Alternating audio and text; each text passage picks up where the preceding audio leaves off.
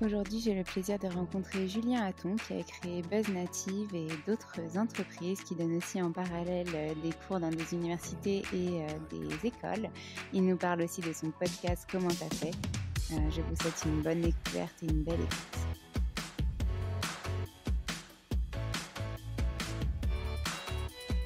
Hello Julien, je suis ravie de te retrouver dans ce nouvel épisode du podcast Créer, digitaliser et entreprendre où tu vas pouvoir nous raconter ton parcours avec l'entrepreneuriat, les boîtes que tu as lancées et puis tout ce que tu fais en parallèle.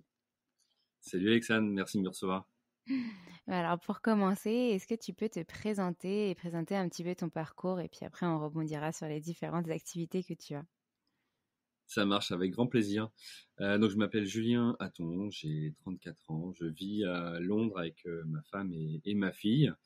Je suis passionné de sport, d'entrepreneuriat et de nouveautés. Voilà quoi, rapidement pour moi. Ok, est-ce que tu peux nous dire comment tu as eu le déclic de te lancer dans l'entrepreneuriat? Qu'est-ce que tu as fait comme étude et puis qu'est-ce qui a fait que tu t'es lancé?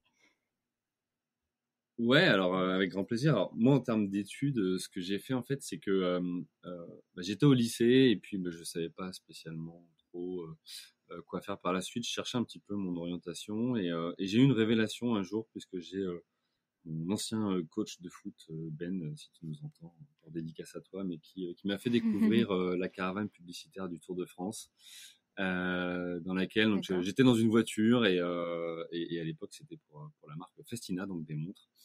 Et donc sur les routes du Tour de France, je faisais des coucous aux gens sur le bord de la route qui venaient voir la caravane publicitaire, mais aussi voir les coureurs et on leur distribuait donc aussi des goodies.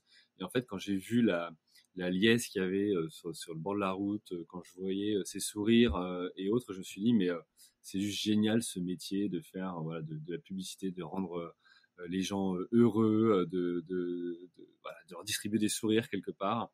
Et ça au travers voilà, de la créativité que les marques peuvent proposer. Donc ça m'a intéressé, du coup je me suis dirigé vers une licence STAPS. Alors STAPS, beaucoup pensent que on Mhm. peut que y devenir entre guillemets prof de sport. Moi c'était pas l'orientation que j'ai pris puisque j'ai pris une option qui me permettait de plutôt apprendre à organiser des événements sportifs. Voilà, donc la dimension plutôt événementielle m'intéressait beaucoup. Donc là j'ai fait 3 ans en licence STAPS Ok. à Orléans et derrière ça a débouché tout simplement sur un master en marketing à l'IAE d'Orléans. Voilà. En parallèle de ça, j'étais très actif parce que j'ai Ok, d'accord. travaillé tout au long de mes études pour Decathlon ou Red Bull. Voilà, donc ça m'a appris pas mal de choses. Ça m'a aussi permis de faire pas mal D'accord. de soirées étudiantes sympas puisque mon métier pour Red Bull, c'était d'aller distribuer des canettes aux assos étudiantes. Donc ça m'a ouvert quelques portes. D'accord. Donc oui, tu avais commencé un petit peu, pas l'entrepreneuriat, mais quand même à travailler pour des grosses structures. Et puis Decathlon, Red Bull sont quand même favorisants en termes d'événementiel, marketing, etc.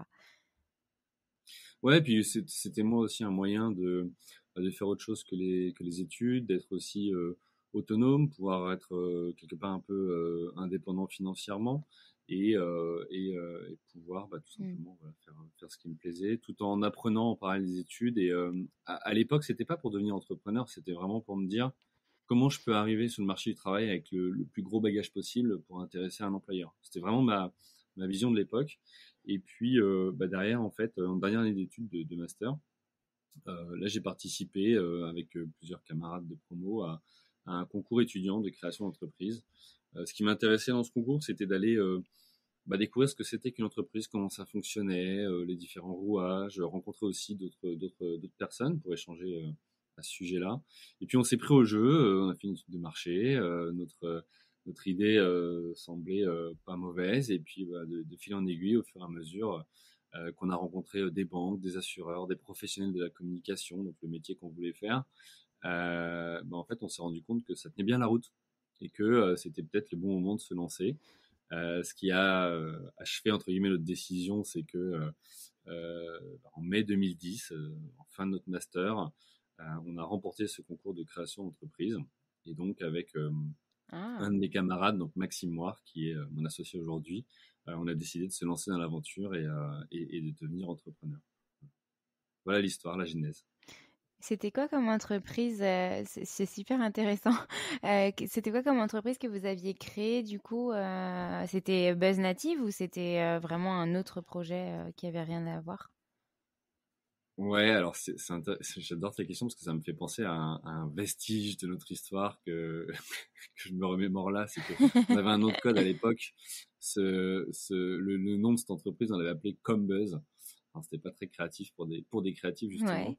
Mais c'était le nom qu'on avait utilisé, en tout cas, dans le dossier. Et le concept, il était assez simple. C'était de miser sur ce qu'on savait faire. C'est-à-dire que, bah, tous les deux, on maîtrisait la dimension événementielle. Et puis on était très intéressés par les réseaux sociaux. Alors je remets le contexte, on est en 2010, les réseaux sociaux c'est pas ce qu'on connaît aujourd'hui, c'est-à-dire que c'était les tout débuts de c'est l'utilisation sûr. des réseaux sociaux dans un cadre professionnel.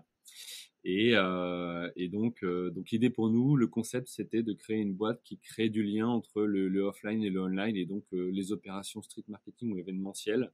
Nous on continuait, on leur donnait on les amplifiait quelque part via les réseaux sociaux derrière, et on créait des communautés sur les réseaux sociaux. Donc c'était hyper pertinent parce que D'accord. dans un métier où finalement c'est l'expérience, c'est les connaissances qui vont te permettre d'accéder à des postes de direction de communication ou autre, bah, nous on avait quelque part craqué un peu le truc en disant bah, ces deux jeunes de 23 et 24 ans à l'époque qui expliquent à des profils qui ont parfois le double de leur âge et d'expérience surtout, comment utiliser voilà, des réseaux sociaux dans le cadre professionnel. Donc c'était intéressant. OK, bah, finalement, c'est quand même, cette jeunesse-là qui apporte, les nouveautés, la modernisation, toute la mise en place en fait, peu importe, les années, que ce soit en 2010 ou aujourd'hui, la le fait d'être plus jeune finalement, fait que, bah, on sort d'études, on a toutes les nouveautés en tête et on peut apporter des choses, à des entreprises, de plus grosse envergure qui n'ont pas forcément ces visions-là et qui sont peut-être restées sur les visions de 2010-2015, en termes de réseaux sociaux. Ouais, mais t'es frais, t'arrives avec de l'énergie, C'est aussi ça. de l'inconscience, parce que clairement, on savait pas dans quoi on se lançait, hein. Que ce soit Maxime ou moi, je veux dire, on avait autour de nous, si tu veux, pas d'entrepreneurs proches. C'est-à-dire qu'on n'avait pas eu quelqu'un qui nous avait guidé sur cette partie-là, tu vois, pas un mentor quelque part. Et donc, on s'est dit, Oui. bah, voilà, on va se lancer avec ce qu'on sait faire et ce sur quoi on a de l'énergie. Donc, c'était les deux sujets du moment. OK, super et donc du coup, qu'est-ce qui s'est passé après? Tu lancé directement, Buzz Native avec lui ou enfin, comment ça s'est passé?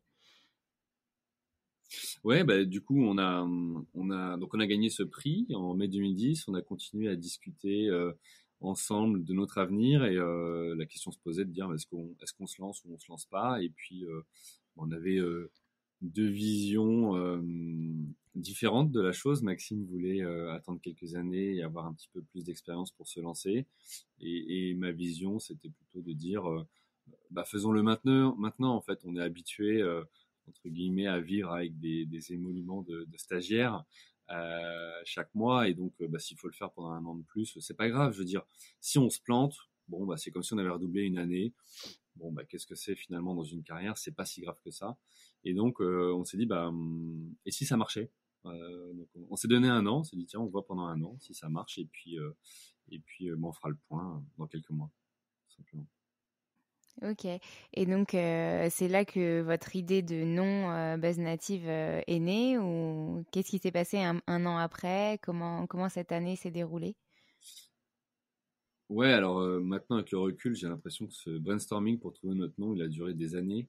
On a dû avoir plus de, je sais pas, 300 propositions de noms. Non, mais c'est intéressant parce que tu vois, c'est une question que moi, je pose aussi aux entrepreneurs de comment tu as créé le nom de ta boîte, et c'est important parce que c'est ce qui va créer l'identité de l'entreprise et puis durer dans le temps. Et donc nous, on voulait quelque chose qui soit tout de suite international, en se disant bah, demain peut-être qu'on n'adressera pas que le marché français. On voulait quelque chose aussi qui ait du sens, et donc derrière le nom de notre boîte, nous, il y a deux sens. Derrière Buzz Native, il y a faire naître le buzz quelque part, donc le bouche à oreille. Et puis c'est aussi que bon, on était deux jeunes issus de la génération Buzz, voilà, c'était des termes qui revenaient beaucoup en 2010. Et donc bon, on a créé, c'est comme ça qu'est venu le nom Buzz Native qu'on a déposé directement à l'INPI. Est-ce que tu as des exemples de noms que vous aviez présélectionnés dans votre liste, autres que Buzz Native pour voir un petit peu vos idées?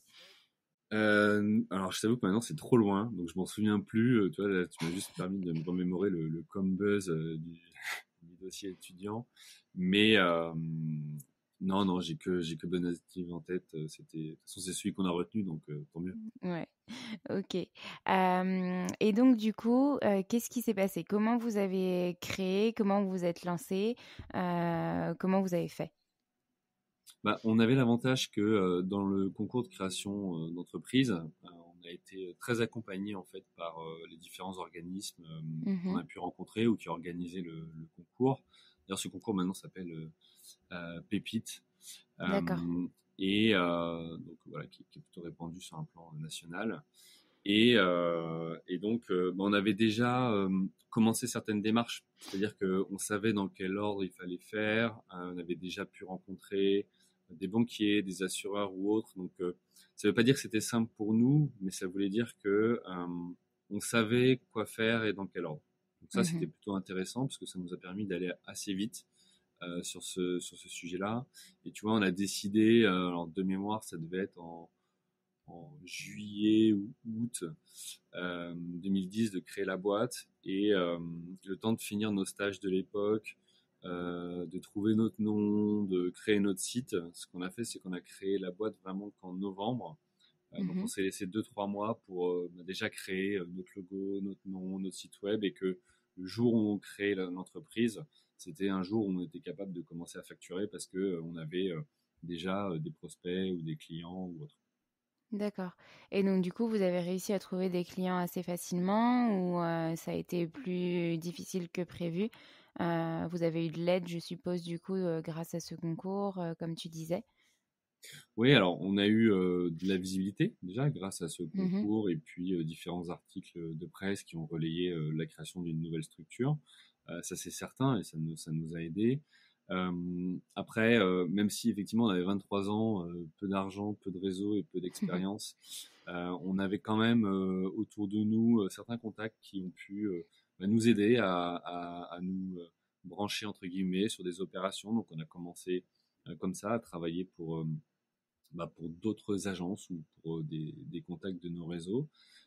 Et puis après aussi, autre chose qui était hyper intéressant pour nous, c'est que alors moi je bidouillais un petit peu tout ce qui était site web, référencement à l'époque et en fait ce qu'on avait fait c'est qu'on avait tout misé quelque part sur notre site web puisqu'on avait on travaillait énormément notre référencement et ça D'accord. c'était top parce que bah, finalement avec peu de moyens on a réussi à obtenir bah, des demandes de clients ou de prospects que d'autres agences plus installées n'avaient pas, tout simplement D'accord. parce qu'on nous trouvait plus facilement sur Internet. Donc ça, clairement, ça a été aidant au Mmh. départ. Donc s'il y a un conseil, un premier conseil dans tout l'épisode que tu peux donner, c'est vraiment ce référencement, à vraiment travailler pour, justement être, plus, connu et plus visible, sur le web. Bah, ouais, j'ai envie de dire, tu as envie d'ouvrir une boutique physique, on va dire, trouve la meilleure rue dans la ville en question. Là, c'est la même chose. Là, nous, notre vitrine, c'est notre site web. Donc, si on n'est pas trouvable, hein, quelque part sur Internet, on Mmh. ne recevra pas de demande. Donc, nous, c'était vraiment ce pari-là qu'on faisait. Et puis, c'était assez intéressant parce qu'on était deux jeunes dans un bureau de 21 mètres carrés, je crois, à l'époque. Et parfois, on recevait des appels en disant ah, on a vu Buzz Native, ça a l'air d'être un grand groupe ou une grosse agence. Donc, c'était intéressant de voir le décalage finalement et comme quoi nos compétences en marketing ou autre tu vois, ont permis tout de suite de euh, non pas paraître plus gros que ce qu'on était, parce que c'était pas l'objectif, mais de rassurer et Oui. d'instaurer une certaine confiance pour des Mmh. prospects pour nous contacter. C'était ça Une l'objectif. crédibilité, tout de suite en voyant votre site web, en fait. Exactement. OK. Est-ce que tu peux nous raconter la suite parce que, tu es vraiment multicasquette, on va parler de la maison créative qui est en lien aussi avec, Buzz Native, il me semble. Est-ce que tu peux nous en parler un petit peu, ce projet-là qui a suivi, quand est-ce qu'il a été lancé, à la suite, de cette création d'agence? Ouais, alors la maison créative, c'est vraiment très récent. Ce que je voudrais du coup, moi, c'est peut-être revenir plus sur Buzz Native un peu plus en Oui. détail pour expliquer en fait comment est née la maison Le créative cheminement, ouais. de cette expérience-là. Buzz donc c'est une agence de publicité. On intervient, nous, si tu veux, tout au long du cycle de vie de l'entreprise. Et plutôt même de la marque, hein, puisque pour nous, derrière chaque entreprise, qu'elle en soit consciente ou non, hein, elle est une marque. Et les dirigeants de cette entreprise sont aussi des marques. Hein, ils ont ce qu'on appelle leur branding personnel à gérer et potentiellement développer et déployer. Mais du coup, la particularité de Buzz Native, c'est que on croit en des choses, si tu veux, très profondes qui font que ça séduit les marques ou entreprises qui nous contactent via notre approche, via nos convictions, et notamment, tu vois, on croit profondément que les marques sont comme les hommes, c'est-à-dire que elles vivent, elles se créent, elles se développent, parfois elles déclinent aussi. Et puis notre rôle, c'est de les accompagner et de les aider à se définir ou se redéfinir dans tous ces moments. Donc on apporte finalement ce regard extérieur, cette créativité extérieure qu'ils n'ont pas forcément pour déceler les choses, faciliter l'émergence d'idées. On croit aussi que chaque marque, elle est unique. Et donc, elle a besoin d'une réponse unique. Donc ça, c'est un des fondements de l'agence. Et c'est pas pour rien qu'on se définit comme l'agence calée et décalée. C'est que on apporte en fait des solutions qui sont performantes et créatives et parfois même jamais vues. Et puis la dernière de nos convictions, c'est qu'on croit que les marques qui réussissent sont celles qui ont des partis pris et qui les assument. Tu vois, je prends des exemples, mais une marque qui fonctionne très bien, c'est Mythique. Mythique qui alors que ils mettent en relation des personnes qui n'ont pas trouvé leur moitié, vont mettre en avant les imperfections. Là où on essaierait plutôt de mettre en avant que nos atouts. En fait, ils ont tout compris. Ils ont pris le chemin inverse, le parti pris de dire, on est tous pas parfaits, c'est certain. Et donc, si on aime l'autre personne de notre couple, c'est aussi pour ses imperfections. Et donc, ils appuient dessus et ils communiquent dessus. Et moi, je trouve ça hyper intéressant à la fois en termes d'approche pour leurs clients, mais aussi en termes de créativité, et puis pour créer une adhérence dans l'esprit des gens. Donc si tu veux, nous, c'est toute cette créativité-là qu'on apporte à nos clients via soit du conseil, soit de la publicité. Quelque part, on sentait dans les bureaux dans lesquels on était dans le passé que on pouvait pas l'exprimer pleinement. Pourquoi? Parce que tout simplement, alors déjà, tu vois, en préparant l'épisode, je me suis replongé sur notre historique, mais on a déménagé, je crois, 4 ou 5 fois en 9 ans, parce que on a grandi, on avait des besoins différents, etc. Et dans les locaux où on était locataire et on pouvait pas réellement se permettre de personnaliser comme on le voulait les lieux parce que je sais pas si notre propriétaire aurait été tout à fait d'accord. Donc on s'est mis en quête d'un lieu qui pourrait être le nôtre. Et donc on s'est dit ok, on va investir dans la pierre et puis on va potentiellement acheter des bureaux. On a commencé à regarder. On n'a pas forcément trouvé tout simplement chaussures à notre pied. Et là, on s'est dit, de par les différents contacts qu'on avait, on a commencé à discuter avec Guillaume Rondeau de l'agence d'objets publicitaires Créatique, qui est un Loiretain que moi j'ai rencontré au lycée. On s'était un peu perdu de vue et puis entre-temps on s'est retrouvé tiens d'ailleurs encore une fois sur le Tour de France. Donc, tiens, on se connaît, c'est pas mal qu'on boive un verre ensemble. Et c'est là où on s'est rendu compte qu'on avait des parcours un petit peu similaires, les mêmes valeurs, le même type de clients, et qu'on cherchait tous les deux des bureaux à Orléans. Et donc on s'est dit, tiens, est-ce que c'est pas l'occasion d'unir nos forces, d'unir nos valeurs, notre ADN créatif, et finalement acheter un petit peu plus grand pour en faire un lieu qui soit vraiment tourné autour de la créativité. Donc on s'est mis en quête de trouver ces locaux, on les a trouvés. C'est une vieille maison ancienne de 1860 en plein cœur d'Orléans, qui est magnifique, qui a une histoire. Avant c'était un restaurant. Enfin voilà, tous ceux qui connaissent un peu l'histoire d'Orléans connaissent ce lieu. Et donc on a fait quelques petits travaux dedans et on en a fait à la fois des bureaux pour son entreprise et nous Buzz Native, et en même temps pour tous les autres espaces disponibles en plus. Ce qu'on en a fait, c'est qu'on en a fait des espaces à louer pour des externes, alors que ce soit nos clients ou pas d'ailleurs. Mais on y accueille des réunions d'équipe, on y accueille des séminaires, on y accueille des conférences de presse, on y organise des petits déjeuners, voilà, ou des ateliers créatifs. Donc voilà, c'est un lieu qui vit et on avait besoin de ça, qui est aussi du passage, qu'on soit ouvert sur l'extérieur. Et on croit beaucoup, nous, en un écosystème, en fait, qui peut fonctionner avec chacun qui apporte sa particularité et sa diversité. Mmh. C'est super intéressant et d'ailleurs j'invite, tout le monde à aller, voir, rien que si vous n'êtes pas sur Orléans, le site de la maison créative pour un peu voir comment elle est parce que c'est magnifique. Moi j'ai hâte de pouvoir y mettre les pieds, quand, tout ce cheminement, On t'accueillera Covid avec et plaisir. cetera, sera terminé. Et c'est très intéressant, ça me permet de rebondir sur, comment vous vous êtes développés avant de justement, créer cette, maison, créative. Vous avez monté une équipe, maintenant vous avez des salariés, etc. Comment est-ce que ça s'est fait globalement?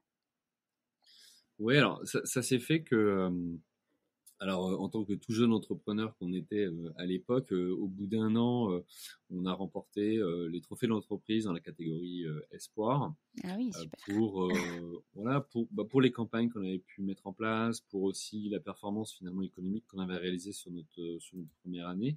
Et là, on s'est dit ok, mais si on veut faire plus l'année prochaine, comment on fait?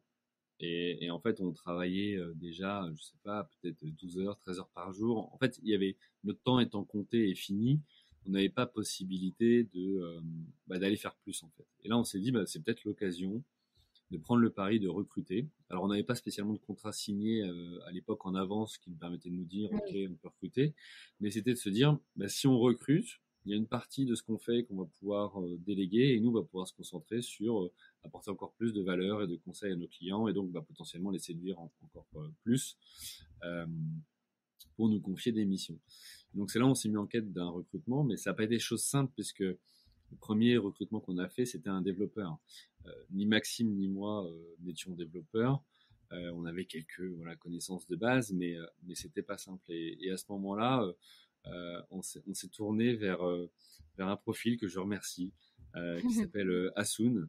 Et Hassoun nous a aidés à faire passer des entretiens aux développeurs qu'on avait pu sourcer ou qui avaient répondu à notre tout simplement recherche de De candidats. profil, ouais. Et c'était hyper intéressant. Et maintenant, je me dis, ça a été un des éléments clés de la réussite de la boîte parce que on est tombé sur Aldo. Donc Aldo, pareil, hein, je te passe une Mmh. dédicace, euh, qui a été notre premier collaborateur et qui a été en fait juste génial pour la boîte parce que ça a été structurant, il faisait tout plus vite et mieux que nous sur la partie informatique. Nous, on a pu se concentrer sur ce qu'on aimait faire et là où on avait une valeur ajoutée. Et en fait, c'est ce qui nous a permis de passer un cap et de par la suite recruter d'autres profils. Donc, je pense que, tu vois, si j'ai une leçon à retenir de ça, c'est le premier recrutement, il est vraiment clé. Parce que Ouais. si tu tombes sur le bon profil, ça peut être un super booster. Et nous, ça a été le cas. Si tu tombes sur un profil qui est peut-être pas aligné avec la vision, l'ambition ou qui se donne pas autant que vous, ça peut être plus compliqué pour effectivement faire décoller une boîte. Ouais. Mmh. Souvent, on est tellement passionné par, l'entreprise qu'on a créée que, effectivement, on aimerait que la personne qu'on va recruter, ça soit pareil. Bien sûr, il y a quand même des différences parce qu'être salarié et être, créateur de sa boîte, c'est pas la même chose. Mais, avoir, rien que la motivation pour y arriver et être passionné par son travail, donc, dans votre cas, être développeur, web, ça favorise l'entente et le bon travail en équipe et puis le développement de l'entreprise, c'est sûr.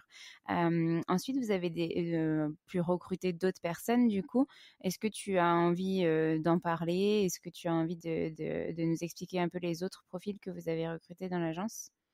Ouais, alors je vais pas forcément bien me souvenir de l'ordre Non, mais c'est et de pas comment grave. on avait fait à l'époque, mais si tu veux, non, aussi, moi pour partager un peu les moments clés Oui, de l'agence, du ce serait développement de bien. la boîte, donc on a recruté ce premier développeur, premier collaborateur, on en a recruté d'autres par la suite, et surtout après, ce qui a été une booster pour nous, c'est en 2013, donc 3 ans après le lancement de la boîte, mon installation à Paris.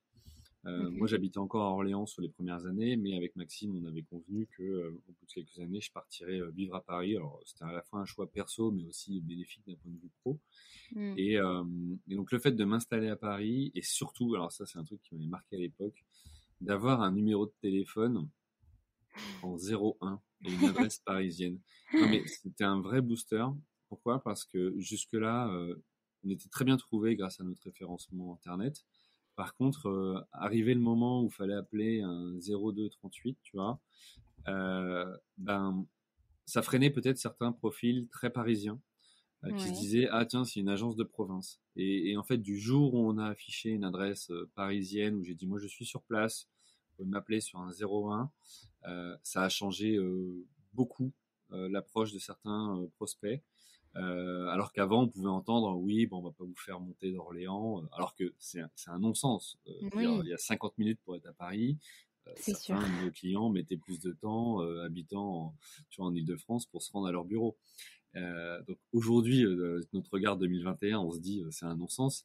Mais à cette époque-là, c'était important. Et donc, ça nous a aidé à, alors déjà intégrer aussi les réseaux, mais aussi nous ouvrir la porte de clients qui ne voyaient plus comme une agence entre guillemets de province, mais capable de répondre à leurs problématiques parisiennes ou nationales. Ouais. Mhm. Et après, tu as bougé sur Londres, du coup. Donc, tu as eu encore Ouais, il un y a autre 2 ans. numéro. Ouais, il y a 2 ans, et tu vois, ça image bien le fait que qu'on soit un peu décalé, parce que 2010, quand on crée la boîte, on sort de la crise financière de 2009 où tout le monde nous dit attention, les voyants sont pas ouverts, vous allez vous lancer, ça va être compliqué. Bon, tant pis, on se lance. Et puis 2019, janvier 2019, moi je m'installe à Londres, alors que le Brexit a été voté, que tout le monde nous dit attention, ça va créer des complications pour tout le monde. Et voilà. Donc quand tout le monde va à gauche, on aime bien aller à droite. En fait, c'est vraiment ce côté prendre le contre-pied qui fait que, enfin, qui nous caractérise tout simplement. Donc voilà. Donc à la fois encore pour des raisons pro et perso. Donc je m'installe à Londres, et là, ça nous ouvre aussi une clientèle plus internationale. Et puis ça nous permet aussi d'être dans une sorte un peu de laboratoire, hein, parce que on le voit ici sur le marché qui est le nôtre. Euh, il y a quand même de l'avance, notamment sur le digital ou sur certains usages qu'on peut facilement rapporter à nos clients français. Mhm. Donc ça apporte une valeur ajoutée versus tu vois, une équipe qui serait installée qu'en France, par exemple. Oui, c'est sûr, ça change la donne et ça apporte une autre dimension. Est-ce que vous avez des collaborateurs du coup qui viennent de Londres maintenant ou vous n'avez pas encore développé cette partie? Non, non, non. Pour l'instant, c'est que moi qui suis installé à Londres et qui adresse les clients anglais ou internationaux de l'agence, Mhm. et appuyé par une partie de l'équipe qui est en France et qui parle anglais et qui peut justement gérer toute la partie gestion de projet et production de ces missions-là. D'accord, ok, super. Et du coup, vous êtes combien maintenant à peu près dans l'équipe? Alors nous, aujourd'hui, on est une dizaine de collaborateurs, Mhm. principalement basés, j'allais dire Orléans, mais en ce moment à la maison. Mais non, le siège est à Orléans, donc une grosse partie de l'équipe est basée là-bas. Et puis, on a un bureau de représentation commerciale à Paris et un bureau à Londres où je suis. D'accord, ok. Super. Donc, vous êtes sur 3 localisations finalement. C'est ça, exactement. Ok. Et ben, si tu as pas autre chose à rajouter sur Buzz Native, je vais passer à tes autres casquettes. Déjà ton podcast, ensuite ta boîte à Londres, Ambiguity Consulting, si tu peux nous en parler. Voilà, déjà on va commencer par ça. Ouais, alors je vais prendre dans l'ordre, je vais faire le podcast d'abord. Mhm. Alors le podcast, donc comment t'as fait il vient d'où? Il vient du fait que quand on le crée avec Maxime, Buzz Native en 2010, Mhm. euh, je crois qu'on a eu la promotion la plus rapide du monde, c'est-à-dire on est passé d'entrepreneur à CEO, tu vois, sur le papier, Mhm. euh, à une époque en plus où il n'y a pas les statuts étudiant-entrepreneur comme aujourd'hui. Et donc on commence notre activité et là on se dit, bon d'accord, on est CEO sur le papier, mais clairement on ne sait pas tout. On ne sait pas comment gérer ou manager une équipe, on ne sait pas comment gérer la finance d'une entreprise, etc., etc. Et cetera. Et on se dit, bah, comment on peut faire pour continuer à apprendre, nous développer et être des bons dirigeants. Mhm. Donc là, il y a plusieurs solutions. Il y a le fait de se former, mais ça peut aussi parfois avoir un coût. Et donc, bah, quand on lance une entreprise, c'est un peu compliqué de parfois sortir des budgets pour. Et donc, on se dit, bah, peut-être qu'un truc qui pourrait être intéressant, c'est, on adore les rencontres, on adore nous se nourrir des expériences des autres. Et si on allait à la rencontre d'autres entrepreneurs? Donc, ce qu'on a Mhm. fait, c'est qu'on a essayé avec plus ou moins de régularité de partir 2-3 jours chaque trimestre, chaque semestre, à la rencontre d'entrepreneurs dans une autre ville qu'on connaissait pas spécialement. Donc on est parti à Lyon, à Lille, à Londres à l'époque, et on contactait des entrepreneurs sur place en disant, écoutez, voilà, nous aussi on est entrepreneurs, on a une boîte, on vient passer 2-3 jours dans votre ville pour travailler sur la stratégie de notre entreprise, et sortir de notre quotidien. C'était ça aussi, le fait de Mhm. physiquement bouger permettait de sortir des bureaux et de pas penser finalement aux missions quotidiennes. Et est-ce que vous seriez intéressé pour qu'on prenne un café ou qu'on déjeune ensemble? Et étonnamment ou pas d'ailleurs, beaucoup d'entrepreneurs ont répondu par la positive en disant bah ouais, ça m'intéresse, et donc échangeons. Donc on a fait plein de rencontres, on a pu comprendre et découvrir les challenges et les galères que les autres vivaient. On a pu aussi avoir des retours d'expérience, on a pu avoir des feedbacks sur nous, comment envoyer notre entreprise, et c'était hyper intéressant. On a appris énormément, et je remercie encore toutes ces personnes qui ont accepté de nous consacrer du temps. Donc ça, on a fait ça pendant 8-9 ans. Mhm. Et puis le Covid est arrivé, et là, impossibilité de se déplacer, on ne Ouais. pouvait plus forcément faire ce type de rencontres. Euh, Moi, en parallèle de ça, ça m'avait permis de me remettre au sport, mais plutôt d'écouter de la musique, je commençais à écouter des podcasts. C'est comme ça Mhm. que j'ai découvert tout C'est simplement ce média. nouveau média. Mhm. Et là, je me suis dit, tiens, en fait, c'est hyper intéressant, j'apprends énormément de ces profils qui sont interviewés dans ces podcasts. Et je trouvais ça hyper intéressant. Ouais. Ma seule frustration, c'est que souvent, les entrepreneurs qui étaient interviewés, c'était euh, des entrepreneurs qui levaient énormément de fonds et qui avaient des Oui. problématiques. Voilà, comment je passe de 20 à 200 salariés en 6 mois, comment j'ouvre 3 ou 4 pays d'un coup. Et en fait, euh, c'est hyper intéressant, mais c'est pas mon quotidien. Et quelque part, je ressortais de là un peu frustré parfois en disant, bah, ok, son expérience, elle est fascinante. J'aimerais, pourquoi pas, potentiellement vivre ça. Mais moi, mon quotidien, c'est, j'ai une équipe d'une dizaine de personnes. C'est comment, voilà, je continue à trouver des clients, être bien organisé, produire de la valeur pour nos clients et pour nos équipes, euh, payer les salaires chaque mois, etc., etc. Et j'avais pas trouvé à l'époque, donc c'était l'été dernier, il y a un peu plus d'un an, j'avais pas trouvé un podcast qui répondait à ma problématique en tout cas. Mhm. Euh, je pouvais me nourrir des autres, mais voilà, j'avais pas le format qui me plaisait. Donc très égoïstement, je me suis dit, est-ce que je créerais pas un podcast qui correspond à mon besoin? Donc j'en ai parlé autour de moi à plusieurs potes entrepreneurs, en disant tiens, en fait, voilà, est-ce que tu écoutes des podcasts? Oui, non. Est-ce que tu serais intéressé si il y avait un format d'une heure où Mhm. j'interviewais d'autres entrepreneurs qui pourraient partager leurs expertises que vivent 90% d'entrepreneurs, hein, ceux Oui. qui dirigent des TPE, PME. Et en fait, tout de suite, tout le monde m'a dit oui, oui, c'est une super idée, vas-y, lance-toi, on va t'aider, on va relayer, etc. Et donc, c'est comme ça que je me suis lancé dans ce premier podcast. Ok. Voilà. C'est vrai qu'il a du coup moins d'un an. Tu l'as lancé, tu dis l'été 2020, c'est ça? Alors, l'idée m'est venue à ce moment-là, et je l'ai Mhm. lancé réellement en décembre. La première D'accord. interview est sortie en décembre, et c'est en novembre où j'ai commencé à vraiment faire un pilote. Mhm. Donc un épisode zéro, peu importe comment on l'appelle, pour Mhm. tester, pour avoir des feedbacks, et puis après, pour aussi finalement affiner mon concept. Alors venant du marketing, pour moi c'était important d'avoir un concept marketing, moi d'avoir une enveloppe, quelque chose qui soit carré, c'était important pour moi. Mhm. Donc voilà, le choix du nom, comment tu as fait, expliquer que concrètement on va aider à pouvoir euh, bah, faire grandir des entrepreneurs qui soient en place ou en devenir. C'est-à-dire que Oui. c'est aussi un podcast qui est destiné à ceux qui veulent se lancer mais qui hésitent pour tout un tas de raisons. Parce qu'ils n'ont pas les financements en ce moment, parce qu'ils n'osent pas passer le pas, parce qu'ils veulent pas lâcher leur emploi, parce qu'ils savent pas comment faire, parce qu'ils n'ont pas d'associé, peu importe. Donc voilà, l'idée c'était d'adresser aussi toutes ces problématiques-là. Et donc, comme je disais, le premier épisode est sorti en décembre. Ok. Euh, et voilà. Super. Non, mais il est super intéressant. J'ai commencé à écouter, du coup, je te disais ça en off, les épisodes. Donc, je vous invite tous à aller écouter le podcast Comment t'as fait, qui, du coup, apporte une autre approche que celui qu'on est en train d'enregistrer aujourd'hui, le podcast Créer, digitaliser, entreprendre.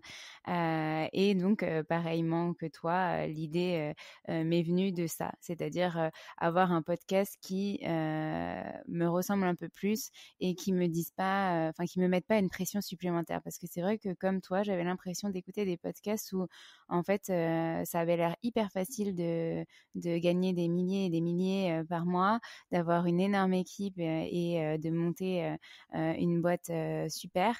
Mais en fait, ça m'apportait pas forcément de réponse de vraiment comment ça s'est passé au tout début, quelles galères on a pu rencontrer. Et je trouve que c'est intéressant de pouvoir en parler à chaque fois, de dire, bah voilà, j'ai rencontré ça, mais j'ai fait comme ça pour le résoudre. Ça fait partie des conseils qu'on peut donner à d'autres entrepreneurs. Et comme toi, je suis vraiment étonnée positivement des réponses positives des entrepreneurs. Bah, quand je t'ai contacté, par exemple, tu as répondu tout de suite pour voilà, qu'on se rencontre bon, en visio et qu'on discute.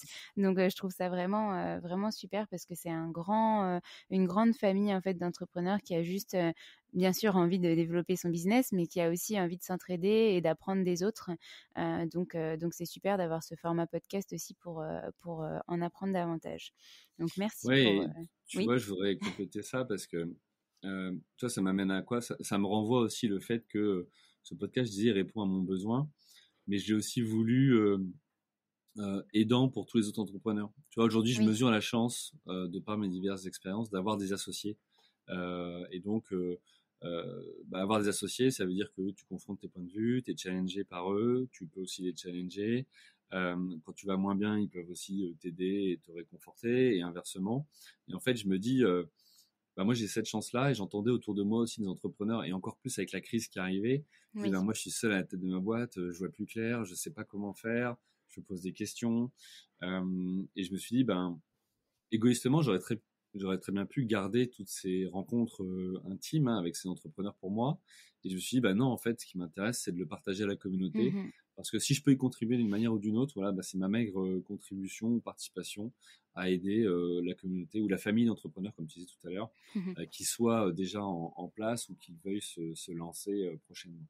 Mhm. Et c'est super. Et c'est bien qu'il y ait des médias comme ça qui se créent de plus en plus, parce que de toute façon, on n'interviewera pas les mêmes personnes, donc on aura toujours plus de profils et de nouvelles compétences, de nouvelles histoires qui seront racontées. Donc du coup, ça permettra vraiment toujours d'élargir plus, parce que j'ai l'impression aussi que grâce à cette crise sanitaire, beaucoup de gens se sont dit, bah ok, c'est le moment de me lancer. Même si c'est un risque, on entend beaucoup plus parler maintenant d'entrepreneuriat qu'avant, j'ai l'impression. Ouais, mais c'est vrai que l'image de l'entrepreneur a évolué. En Mmh. tout cas, en 10 ans, on a pu le voir. Et alors, si bien que certains parfois disent oui, maintenant, même pour certains, c'est cool de dire je suis entrepreneur. Enfin, il y a 10 ans, quand nous on s'est lancé, c'était pas le genre de retour qu'on avait, hein. C'est sûr, C'était ouais. mais t'es sûr de te lancer, qu'est-ce que tu vas faire? Alors, et il n'y avait pas que des avis très encourageants ou positifs autour de nous. Donc déjà, faut pas se créer une carapace, mais il faut être sûr de toi et dire, Oui. ou inconscient quelque part, parce que je pense qu'on était aussi en grande partie inconscient. On savait pas à quoi s'attendre en fait, Mmh. mais on a construit notre chemin en marchant, quoi. Ouais, et apparemment ce chemin a fonctionné. Merci du coup pour cette explication de ton podcast qu'on ira tous écouter avec grand plaisir. Est-ce que tu peux nous parler du coup maintenant de ton entreprise à Londres, Ambiguity Consulting? J'ai pas un super accent, mais... Ouais, non, non, non, non, mais on va le dire à la française, c'est Ambiguity Consulting. Euh, alors, euh, ce qui est intéressant, c'est que euh, j'ai cofondé cette boîte. Et en fait, tu vois, en faisant cet épisode, c'est intéressant parce que ça me permet de voir que tous mes projets, je les ai faits avec d'autres profils. Oui. Tu vois, Mmh. je pense que voilà, je dois avoir besoin de ça, ou me dire que c'est à plusieurs bah, Qu'on fait de belles choses. qu'on fait des belles aventures. Non, en fait, Ambiguity Consulting, moi, c'est venu de deux choses. La première, c'était mon souhait de bah, pouvoir accompagner des clients sur la partie business model de l'entreprise. Voilà, comment finalement j'arrive à créer de la valeur, comment je me positionne aussi sur un marché, euh, quel type de client j'adresse, etc. Ayant un diplôme aussi en marketing, pour moi, j'avais besoin de pouvoir aussi, si tu veux, l'exploiter au quotidien. Et puis, tout simplement, donc, réaliser des missions de ce type-là. La deuxième chose aussi, c'était un constat après 9 ans chez BuzzNative, c'était que euh, souvent des entreprises nous contactaient en disant voilà, on veut une campagne de pub, une campagne d'activation média pour faire la promotion de tel produit ou tel service.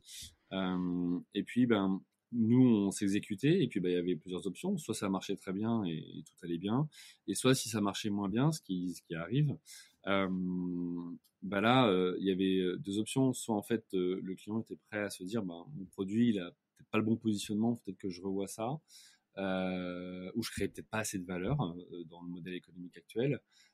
Ou alors, non, si ça marche pas, c'est que c'est le support qui est pas bon ou c'est l'agence qui est pas bonne.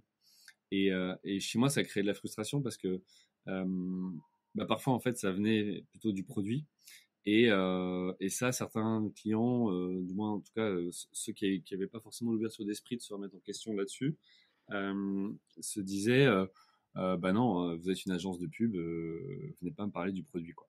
Et en fait, c'était assez frustrant parce qu'on voyait des solutions, et ces solutions, c'était pas pour dire on est meilleur que vous, plus intelligent ou autre, c'était pour aider nos clients et dire comment on peut faire ensemble une campagne qui va bien marcher. Et en fait, c'est assez frustrant parce qu'on était renvoyé dans le 22. Et peut-être pas crédible, peut-être que voilà, c'était pas à nous de le dire en tout cas. Voilà. Donc, compte tenu de ça, moi je me suis dit, il y a un vrai besoin sur le marché parce que avant d'aller investir des budgets en publicité auprès d'une agence ou d'un média, peut-être que la première des choses, c'est effectivement de se dire, est-ce que avec ce produit-là, ça peut fonctionner. Et toi, un exemple tout simple, c'est sur l'e-commerce. Si tu vends un produit 100, que tu l'achètes 50, tu fais 50 de marge. Mais si ta campagne d'activation fait que ton coût d'acquisition il est au-dessus de 50 euros, du coup, mécaniquement, c'est-à-dire que sur chaque vente, tu perds de l'argent. Ça, c'est la réalité, en fait, et elle est mathématique. Et donc, l'idée, c'est comment on peut accompagner, nous, nos clients pour les aider sur cette partie-là, peut-être en amont de faire une campagne, pour optimiser justement leur retour lorsqu'ils vont investir en campagne de communication. Donc ça, moi, je voyais qu'il y avait un besoin à la fois pour des clients français, mais aussi étrangers.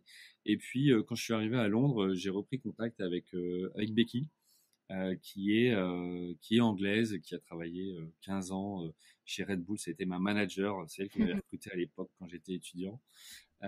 Et donc j'ai repris contact avec elle, on a discuté. Elle était freelance en consulting, en marketing. Moi j'avais ce projet-là, et puis au fur et à mesure de nos discussions, on s'est dit, tiens, on a les mêmes visions, on a déjà travaillé ensemble. Euh, Pourquoi on n'unirait pas nos forces pour créer cette structure qui peut accompagner justement des entrepreneurs ou des dirigeants ou autres sur leur business model et leur marketing. Donc on a lancé l'entreprise, et on s'est dit voilà qu'à deux c'était complémentaire en plus, parce que moi un homme, elle une femme, moi français, elle anglaise, et avec des expériences, moi entrepreneuriales et elle marketing. Et en fait, on s'est dit, ça fait sens parce que notre duo apporte une réelle valeur ajoutée aux clients du cabinet, tout simplement.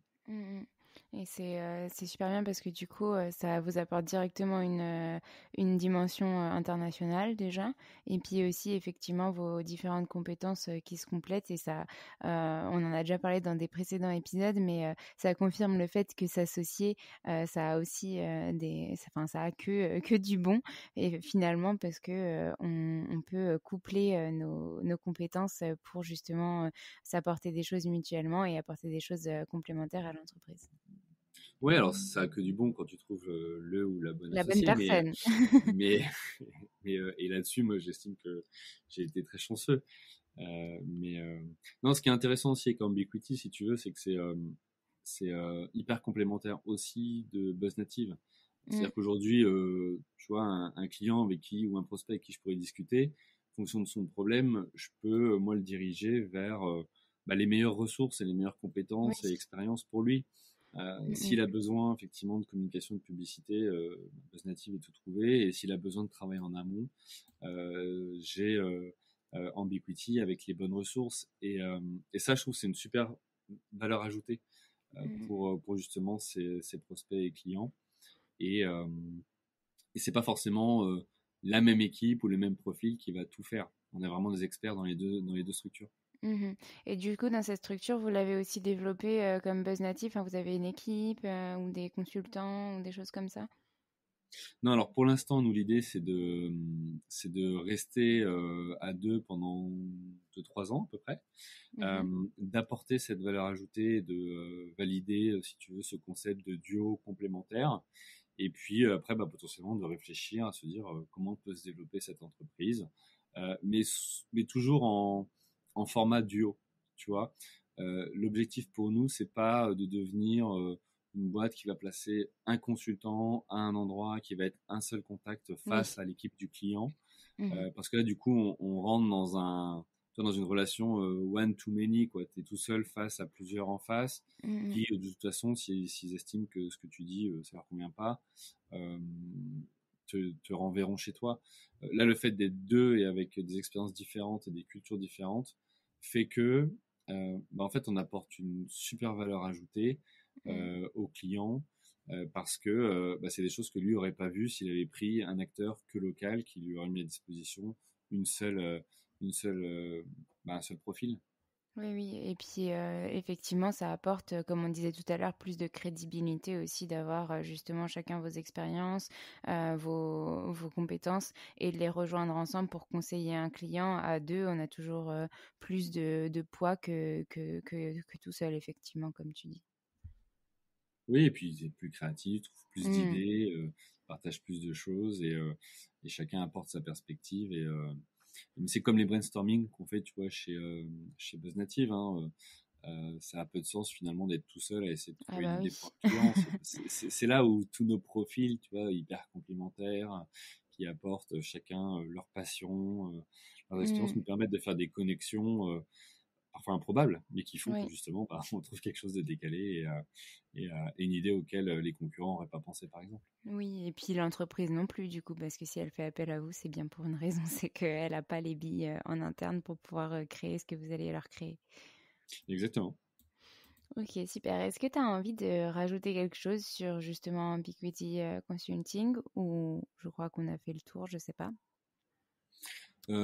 Non, écoute, pour moi, c'est bon. Hormis que ce qui est intéressant de voir, c'est que bah, dès le départ, on a eu des contacts intéressés, tu vois. Alors, je suis pas encore capable de dire est-ce que c'est euh, lié à la crise ou pas, et que justement dans cette période de flou et d'incertitude, les entrepreneurs se sont, tu vois, davantage ouverts à tiens, j'ai besoin d'une aide extérieure pour voir les Mhm, choses autrement, pour prendre de la hauteur, pour peut-être apporter une expertise que je n'ai pas, parce que toi, je disais tout à l'heure avec Maxime, on a créé BuzzNative à 23 ans, mais on était des experts de rien en gestion d'entreprise. mm, Et donc, on avait besoin de ressources externes. Bah là, c'est pareil. Certains des prospects ou clients sont experts de leur métier, mais sont pas forcément des experts en gestion d'entreprise. Et donc, bah, ils sont très bons sur leur métier, ils vendent et ils produisent de cette manière-là. Mais après, quand il faut passer des caps de recrutement ou de structuration de l'offre ou de stratégie d'entreprise, ben, une aide externe est toujours la bienvenue. mm, mm. C'est sûr. Bah, de toute façon, ça confirme vraiment le besoin de créer ce type de business model pour accompagner des entrepreneurs et des entreprises qui se posent des questions. Et c'est toujours intéressant, je pense, de se remettre en question quand on crée sa boîte ou quand on a déjà créé, mais que on sent que on n'est peut-être plus en phase ou autre. Et donc, du coup, d'avoir une aide extérieure, c'est toujours mieux puisque quand on est tout seul, effectivement, bah, comme tu disais tout à l'heure, qu'on n'a pas forcément de cofondateurs, etc., on est confronté qu'à nos idées qui se renouvellent, effectivement, mais c'est pas du tout pareil, quoi. Mm, mm. Et tu vois, alors, tout à l'heure, tu disais, excuse-moi d'écorcher le nom. C'est drôle Oui. parce que le nom d'où il vient, c'est en fait ambiguity, c'est comment on transforme l'ambiguïté en valeur. Donc Mm. l'ambiguity en equity, tu vois. Et en plus, c'est un nom qui fonctionne dans les deux pays. Donc voilà pourquoi on est parti là-dessus. D'accord, bah oui, c'est vrai que là, je t'ai pas posé la question de la création du nom. Merci d'avoir précisé. Est-ce que tu peux nous parler maintenant de ta casquette de donner des cours dans des universités et écoles? Comment est-ce que tu fais pour jongler avec tout ça? Ouais, alors c'est vrai que là, j'ai l'impression qu'on empile des choses, tu vois, Oui, tu sur vas le nous parler profil. d'organisation au quotidien après, Ouais, mais non. est-ce que tu peux nous expliquer un peu comment tu fais là avec tout ça et qu'est-ce que tu donnes comme cours dans les universités? Ouais, alors en fait, la réalité, c'est que moi, je suis hyper curieux, j'adore comprendre comment les choses marchent, j'adore voilà rencontrer des profils au parcours épatant. Voilà, j'adore la nouveauté et quelque part, j'ai ce côté créateur ou créatif qui fait que j'aime bien toucher à plein de choses. Et Mhm, donc, c'est pour ça que effectivement, j'ai monté plusieurs structures. Et en parallèle, depuis quoi maintenant 8 ans, 9 ans, 8 ans, j'interviens dans différentes universités ou écoles pour former des étudiants qui sont en mhm, licence ou en master, justement en marketing, communication, sur différentes problématiques. Euh, pour moi, en fait, j'ai fait ça, j'ai dû commencer à 24 ou 25 ans mhm, à donner des cours. Alors, c'est assez drôle parce que j'aurais pu avoir encore l'âge d'être sur les bancs de l'école à ce moment-là. Mais ce qui me plaît, moi, c'est partager en fait. Et c'est partager et transmettre. C'est ce plaisir-là de pouvoir dire, bah voilà, ce que je sais, bah, je vous le partage. Alors après, vous en faites ce que vous voulez, hein. mhm. Mais dans tous les cas, où mon expérience, je vous la partage. Et puis, bah, si ça peut aider, même si c'est un seul parmi les 50 ou 100 étudiants dans la salle, bah, en fait, j'aurais Tout réalisé gagné. avec ouais, réussite ma mission. Et tu vois, pour faire le parallèle avec le podcast, c'est ça, quoi. Quand tu as un feedback positif ou un commentaire ou quelqu'un qui dit merci, ça m'a vraiment dépanné une Mm, situation ou ça m'a ouvert l'esprit, bah ouais, en fait, ma journée, elle est gagnée, quoi.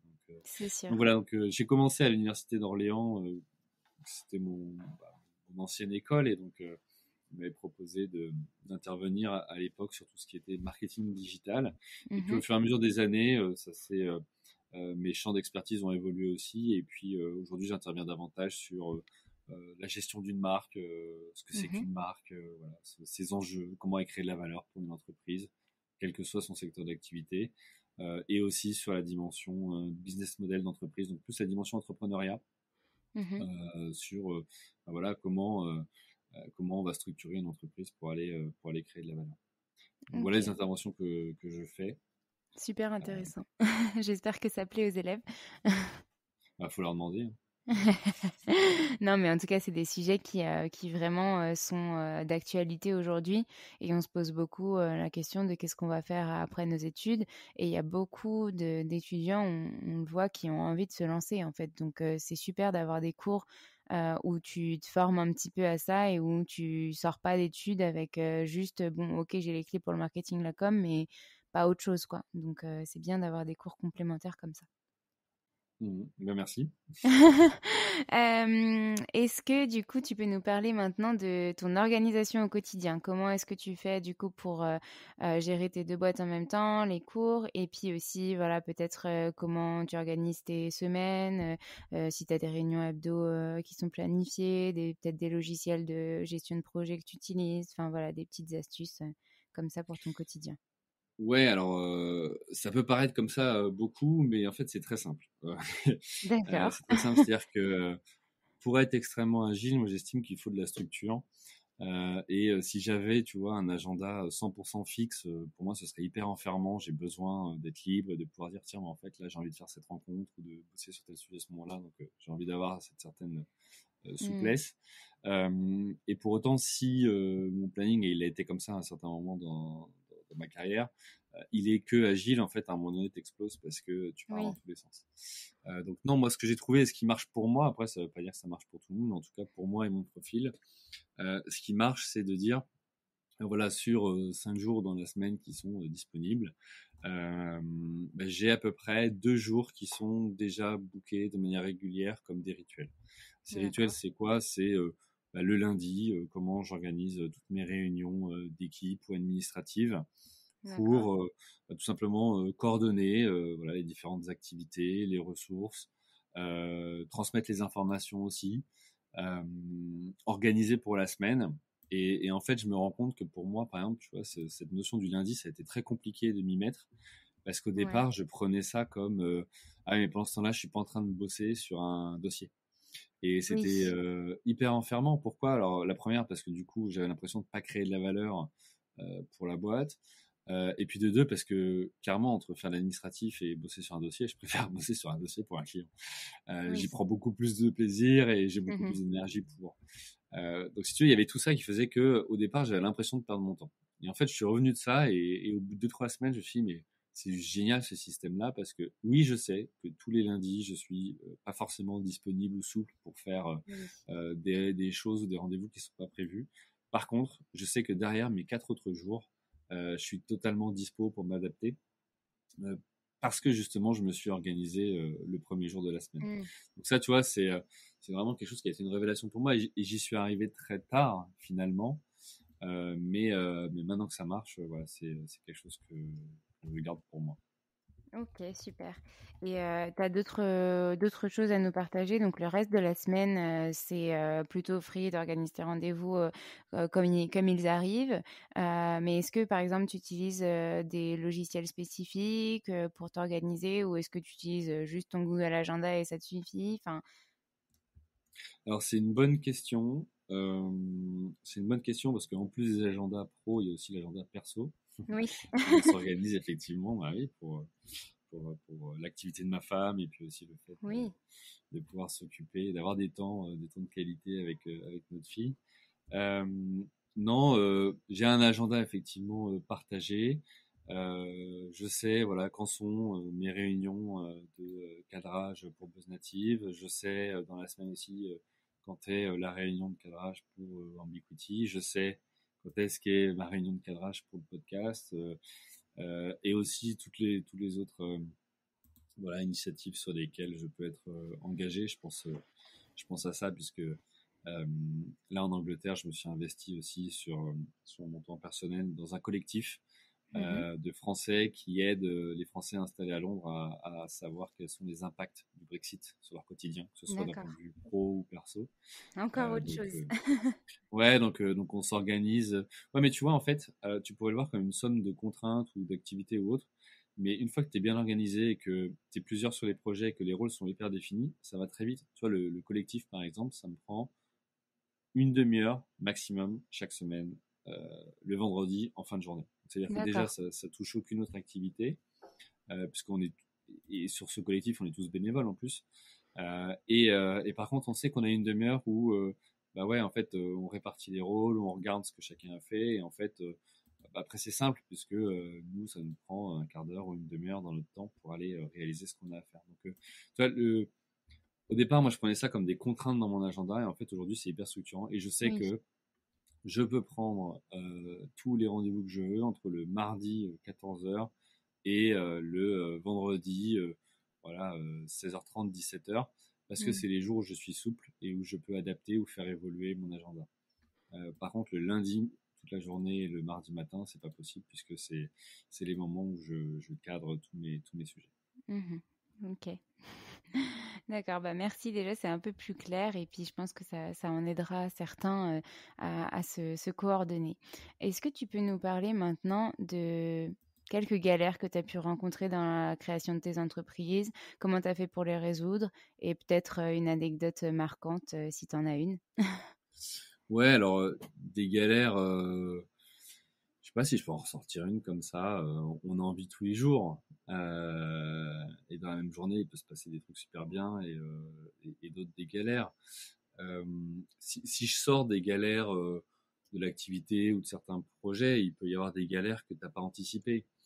Euh, euh, alors il y a des galères que tu maîtrises, enfin, où tu en es la Mm. cause, et il y en a où moins.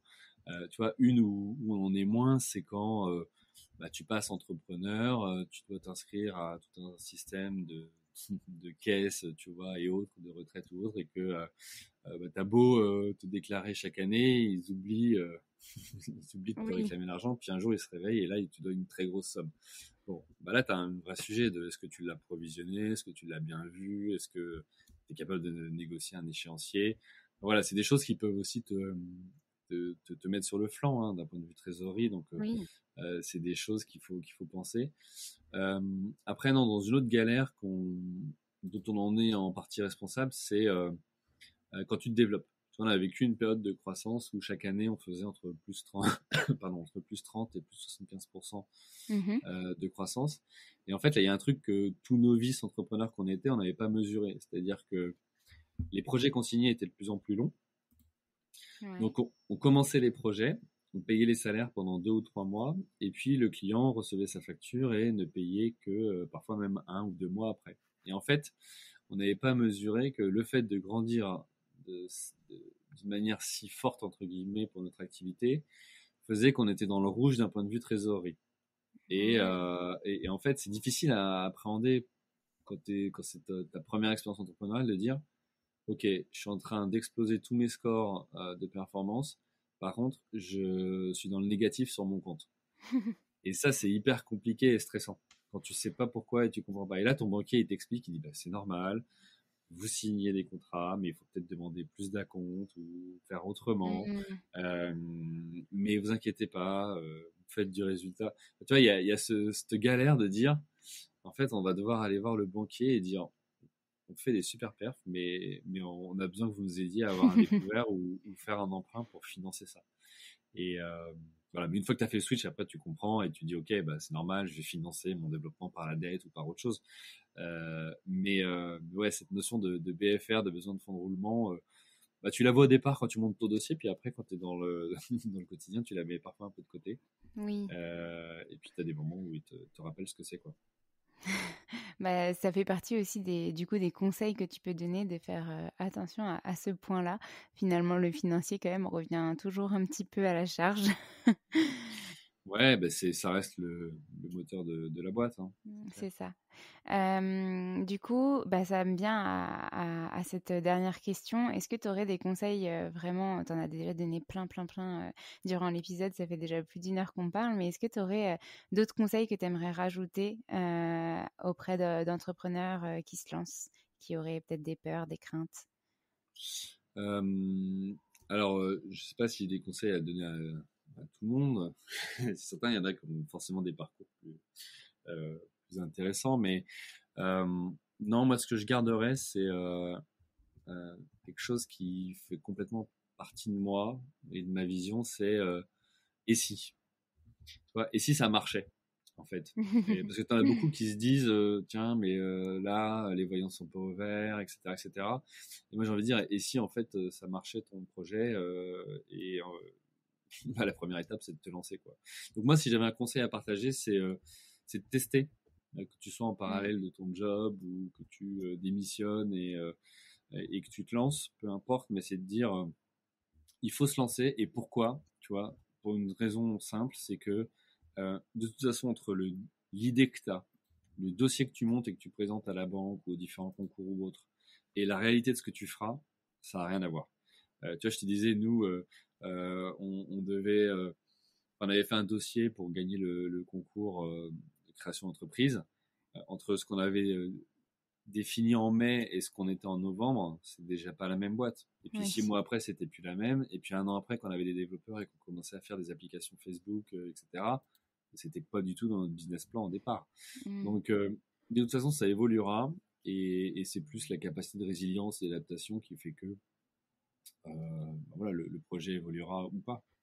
Mmh mh. C'est un super conseil et c'est une belle, de toute façon, j'aime beaucoup ta manière de voir les choses et si ça fonctionnait, qu'est-ce qu'on aurait fait? Et puis, allez, on se lance, quoi. On ose se lancer parce qu'on saura jamais si on n'y va pas, si ça marche ou pas. Ouais, et tu vois, on parlait tout à l'heure de mon podcast où j'interviewe les entrepreneurs. Je mesure la chance que j'ai, hein, de passer du temps avec eux et de Mmh. pouvoir revenir sur Moi leur expérience. aussi. Mais, mais tous, tu vois, tous sont là et disent, mais attends, oui, ce qu'on fait, c'est pas du tout ce qu'on avait imaginé. On est parti avec une idée, quelle qu'elle soit, et elle a forcément évolué. Donc, Ouais. voilà, pas s'enfermer dans un truc où il faudrait rentrer dans trop de cases, parce que de toute Mmh. façon, ces cases, elles vont exploser très vite.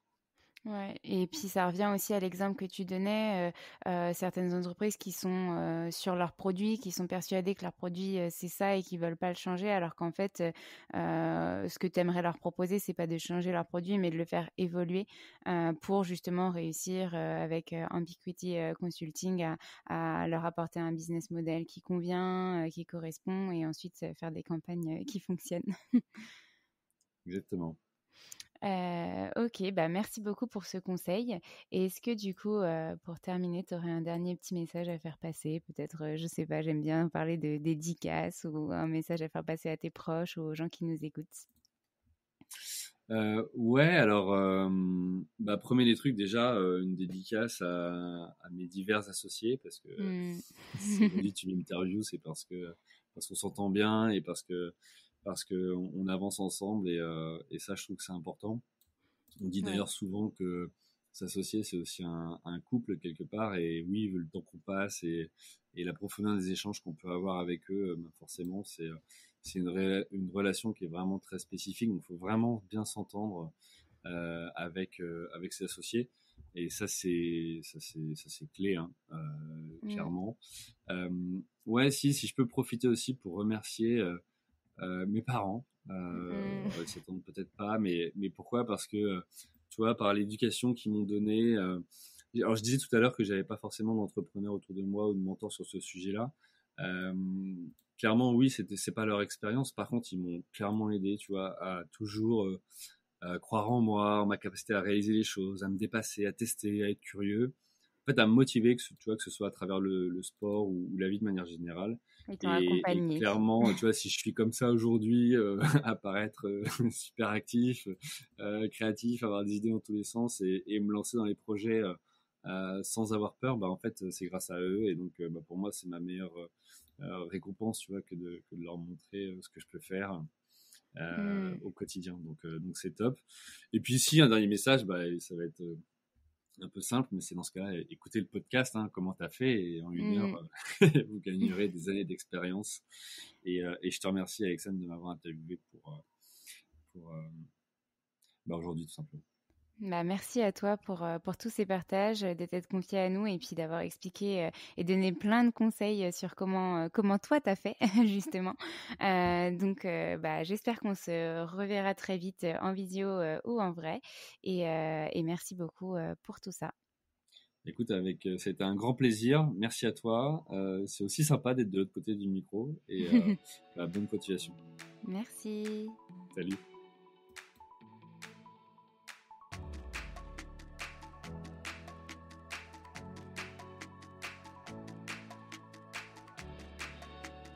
Merci à tous d'avoir écouté cet épisode, j'espère qu'il vous a plu et si c'est le cas, n'hésitez pas à nous laisser des commentaires et petites étoiles sur Apple Podcast. Vous pouvez aussi nous envoyer des messages en privé, ça nous fera très plaisir.